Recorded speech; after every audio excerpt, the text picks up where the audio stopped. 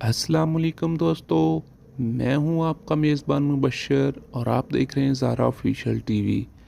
دوستو، آج کی جو ویڈیو میں آپ کے ساتھ شیئر کر رہا ہوں وہ سلطان محمود غزنوی کا ایک واقعہ ہے۔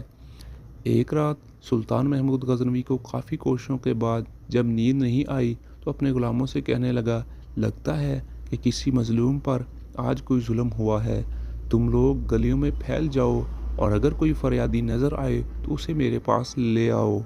تھوڑی دیر بعد وہ سب واپس آ کر کہنے لگے، سلطان، ہمیں کوئی بھی فریادی نہیں ملا، آپ آرام سے سو جائیں۔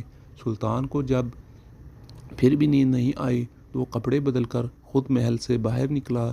محل کے پچھواڑے میں حرم سرا کے نزدیک انہیں کسی کی فریاد سنائی دی، اے اللہ، سلطان محمود اپنے مصاحبوں کے ساتھ محل میں عیش و عشرت کی زندگی گزار رہا ہے اور محل کے عقب میں مجھ پر یہ ظلم توڑا جا رہا ہے۔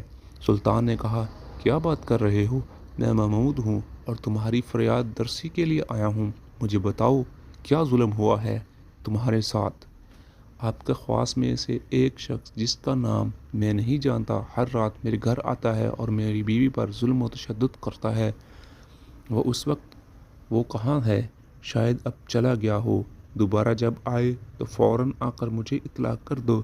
پھر سلطان نے محل کے دربان کو وہ شخص دکھایا اور کہا کہ جب بھی یہ دربار آئے اسے سیدھا میرے پاس پہنچا دو، اگر میں نماز کی حالت میں بھی ہوں تو بھی پرواہ مت کرو۔ اگلی رات وہ شخص سلطان کے پاس آیا اور بتایا کہ وہ شخص اس وقت اس کے گھر میں ہے۔ سلطان اسی وقت تلوار ہاتھ میں لیے اس شخص کے ساتھ چل پڑا۔ جب اس کے گھر کے قریب پہنچا تو اس نے کہا کہ گھر کے سارے چراغ بجھا دو۔ پھر اندھیرے میں ہی اس کے گھر میں گھس گیا اور اس شخص کا سر تن سے جدا کر دیا۔ پھر سلطان نے حکم دیا کہ چراغ روشن کر دو۔